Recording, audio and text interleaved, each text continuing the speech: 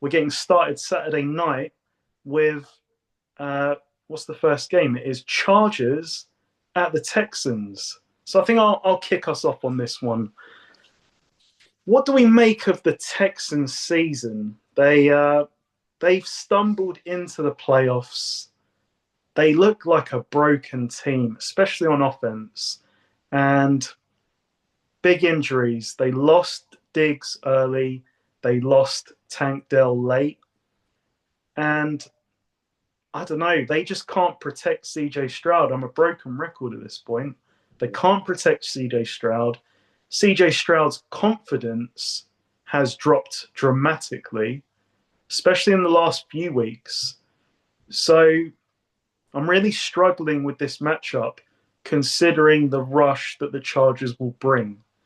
And I said it before the start of the season, Jim Harbaugh would lead the Chargers to the playoffs in year one because this is what he does.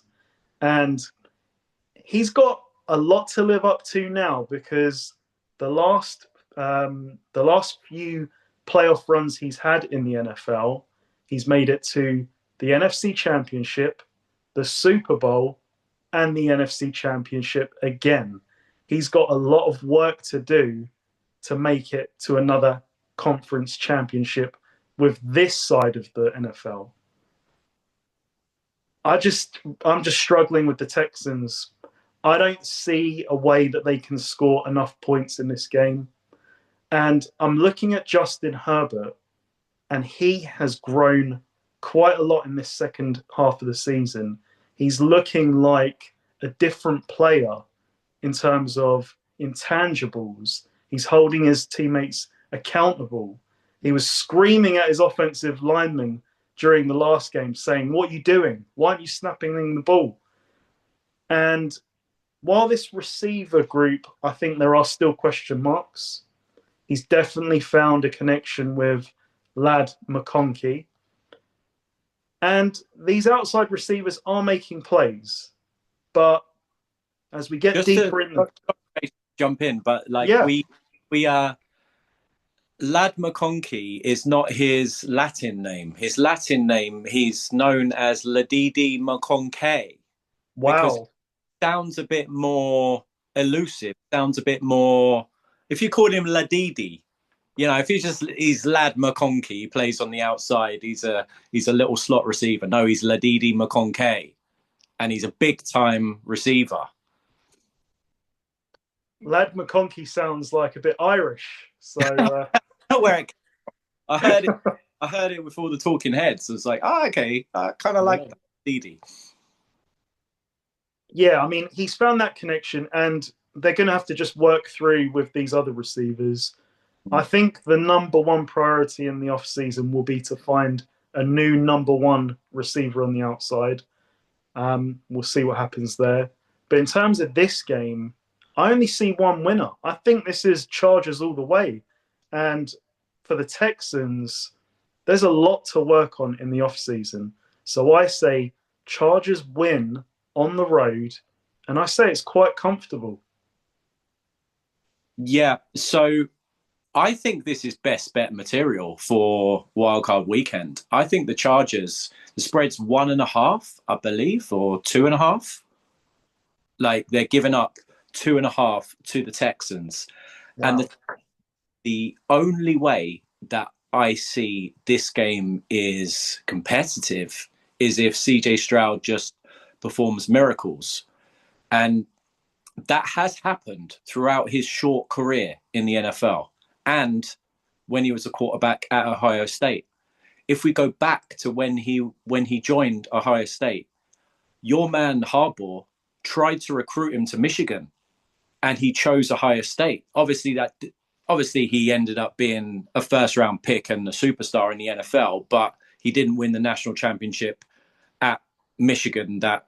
Would he have been around then for the Michigan one? No, that was last year. So he was drafted. Yeah, he was a rookie, so he would have missed out on the Michigan Rose Bowl. But yeah, that's the only way I see that the Texans actually keep this competitive is if CJ Stroud just performs out of his mind. And he's, like you said, he's going to be in the face of pressure. And the problem the Texans have is that the interior of their offensive line is absolutely trash. So the pressure is going to be coming right at him. And yeah, and if we go to the other side of the ball, the Chargers, Justin Herbert has thrown 3 interceptions this year. 3. Going by, I think it's QBR, he is 4th in the NFL behind the 3 like guys who are in the MVP running. So your Burrow, Allen, and Lamar Jackson. So Justin Herbert's kind of quietly going under the radar because the Chargers just apparently run the ball and play defense. No, they don't. You're not paying attention. Like Justin Herbert does throw deep passes quite often, and he's thrown loads and loads of like big time throws this year to our man Ladidi McConkey, and the other guy on the outside, the guy they drafted the year before, Quentin Johnston.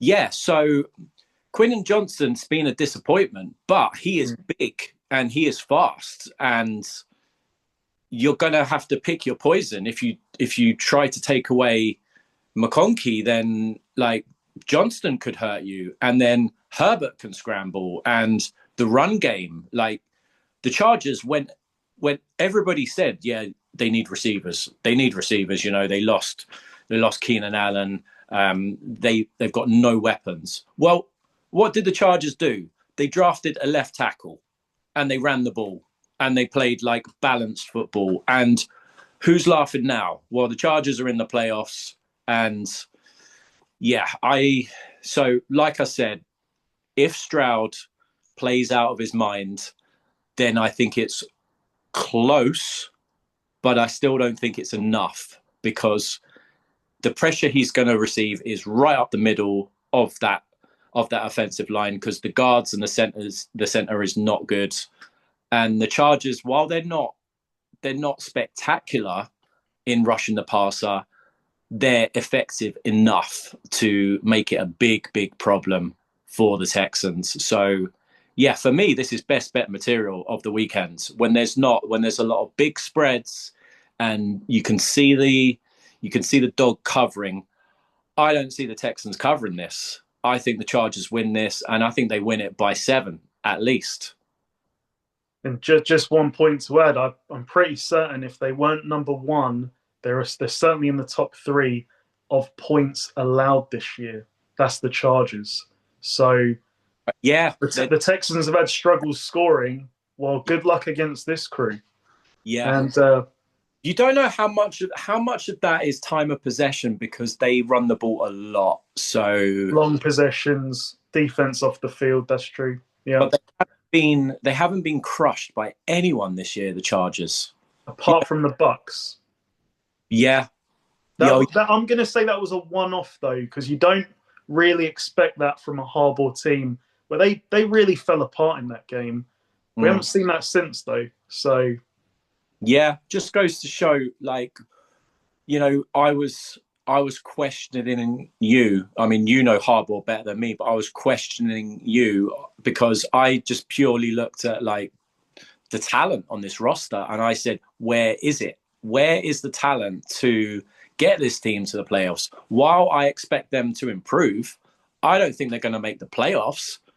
Well, I underestimated Jim Harbaugh, and I underestimated the effectiveness of just coaching and scheme and keeping things pretty simple, and also just talking to Herbert and telling him, you are amazing, you are my guy.